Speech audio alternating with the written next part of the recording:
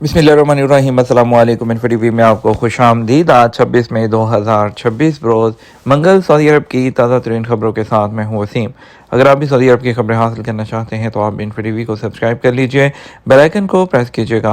आज के news bulletin को मुकम्मल देखें। शुरू करते हैं पहली खबर के साथ।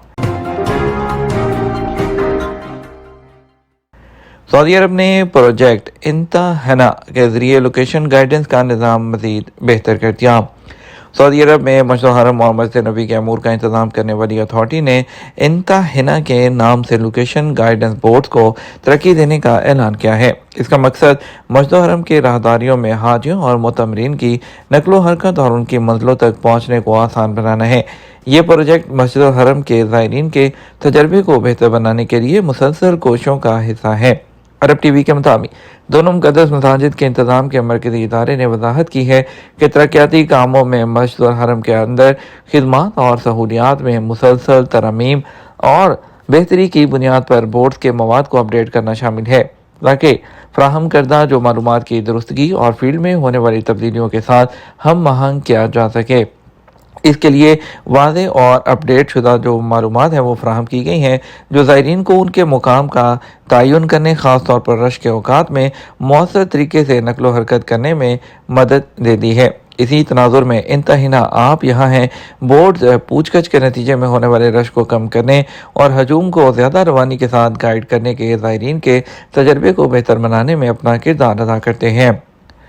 5 हाजियों को दिल का दौरा, सऊदी मेडिकल टीम ने कामयाबी से इलाज मुकम्मल कर दिया। अफ्रीकी, मशरकी एशियाई और इंडियन हाजी का सऊदी अरब के मेडिकल टीमों ने कामयाबी से इलाज मुकम्मल करके उन्हें मनासिक हज की अदायगी के लिए फिट करार दे दिया। मीडिया रिपोर्ट के मुताबिक दिल के दौरे के बाद सऊदी डॉक्टर से सेहतयाब होने वाले हाजियों का ताल्लुक सोमालिया, सेनेगाल, बर्मा, इंडोनेशिया और इंडिया से है। मेडिकल टीमों के मुताबिक ये पांचों अब मनासिक हज अदा करने के लिए तिबी मराकज़ से वापस जा चुके हैं। अलबत्ता उन्हें एहतियात की बुनियाद पर तिबी मुआयने की गरज से सूरत हाल की निगरानी में मदद देने वाली स्मार्ट जो घड़ियाँ हैं वो बांधी गई हैं, जो उनकी सेहत से मुतल्लिक अपडेट मेडिकल सेंटर को फ्राहम करती रहेंगी। यौम अरफा पर 1993 के बाद पहली बार एक नायाब फल्कियाती मुशाहिदा होगा। इस साल यौम अरफा पर एक नायाब फल्कियाती जो मजहर है वो देखने को मिलेगा, जब सूरज बराह रास्त खाना काबा के ऐन ऊपर आ जाएगा।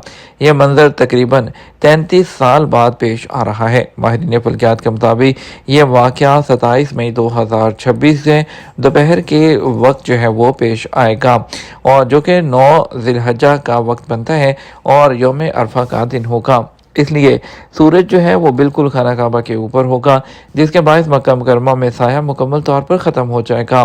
गैर मुल्की खबरसार इदारे के मुताबिक आम तौर पर खाना काबा के ऊपर सूरज का ज़ाविया साल में 2 बार बनता है, जिसकी वजह से मक्का मुकर्रमा का जोग्राफियाई महल वक़ू है, जो तकरीबन 21.4 डिग्री शुमारी अर्ज़ पर जो बलद पर वाक़ है। इस दौरान सूरज ख़त इस्तवा और मदार सरतान के दरमियान हरकत करता दिखाई देता है।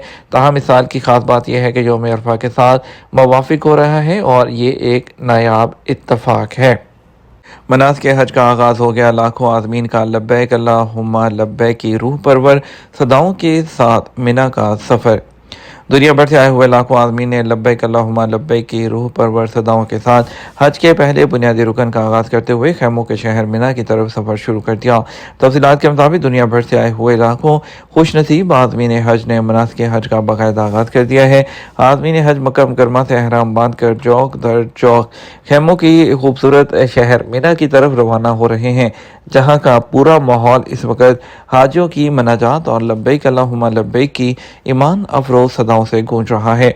बताया गया है कि आज़मीन हज का आमद का सिलसिला जारी रहा, जहां पूरी रात मिना के खैमों में क़याम करते हुए इबादत और इस्तग़फ़ार की, और आज बरोज़ मंगल 9 ज़िलहज्जा को नमाज फ़जर की अदायगी के बाद तमाम हाजी हज के सबसे अहम और बुनियादी रुकन वक़ूफ़ अरफा के लिए मैदान अरफात की तरफ रवाना होंगे। वहाँ खुतबा हज सुनने के बाद ज़ोहर और असर की नमाज़ें कसर करके एक साथ अदा की जाएंगी। سورج غروب ہوتے ہی مغرب کی نماز پڑھے بغیر حاجی میدان عرفات سے مزدلفہ کے لیے روانہ ہوں گے، جہاں مغرب اور عشاء کی نمازیں ایک ساتھ ادا کی جائیں گی اور رات کھلے آسمان تلے گزاری جائے گی۔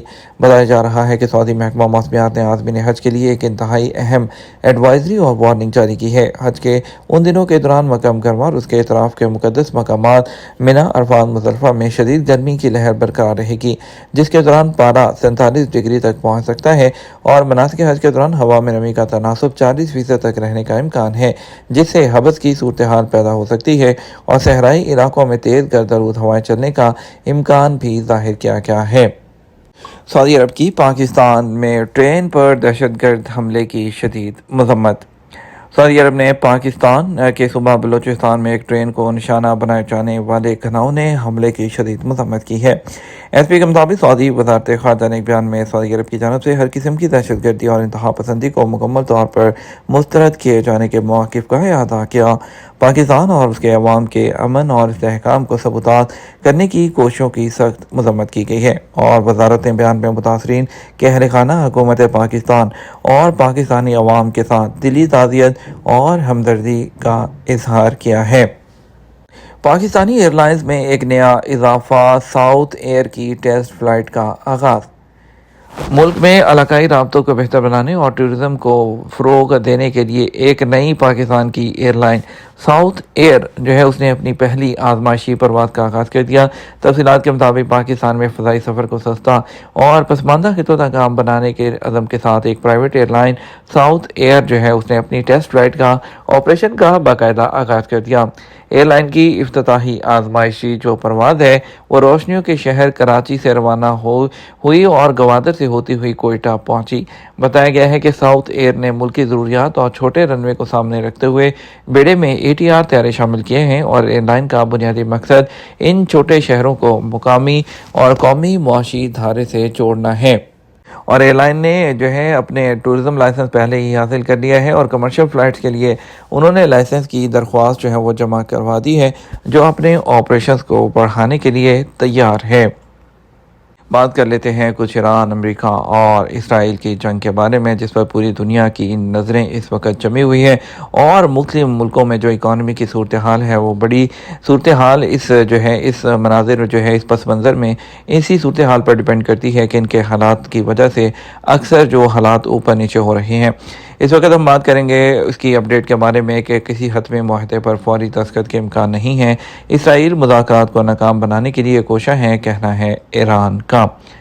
آپ کو بتائیں، پاکستان کے فیلڈ مارشل سید عاصم منیر کے بارے میں امریکی ٹی وی CBS نیوز نے دعویٰ کیا ہے کہ انہیں امریکہ، ایران اور دونوں کی قیادت کا اعتماد حاصل ہے۔ انہوں نے ایران امریکہ مذاکرات کو حتمی مرحلے تک پہنچانے میں اہم جو کام ہے وہ انجام دیا ہے۔ کسی حتمی معاہدے پر فوری دستخط کا امکان نہیں ہے، یہ بھی کہنا ہے ایران کے وزیر خارجہ کا۔ ان کا کہنا تھا کئی اہم نکات پر اتفاق ہو چکا ہے، تاہم کسی حتمی معاہدے پر فوری دستخط کا امکان نہیں ہے۔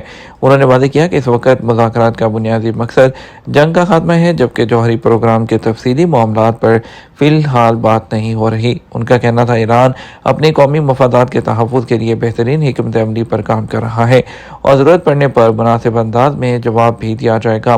دوسری طرف ٹرمپ نے کہا کہ ایران معاہدے پر اچھی خبر ہی سامنے آئے گی، میں بری ڈیلز نہیں کرتا۔ امریکی صدر ڈونلڈ ٹرمپ نے دعویٰ کیا ہے کہ ایران کے ساتھ امریکہ کا مجوزہ معاہدہ ابھی مکمل طور پر طے نہیں پایا، تاہم اس حوالے سے اچھی خبر ہی آئے گی کیونکہ وہ بری ڈیل نہیں کرتے ہیں۔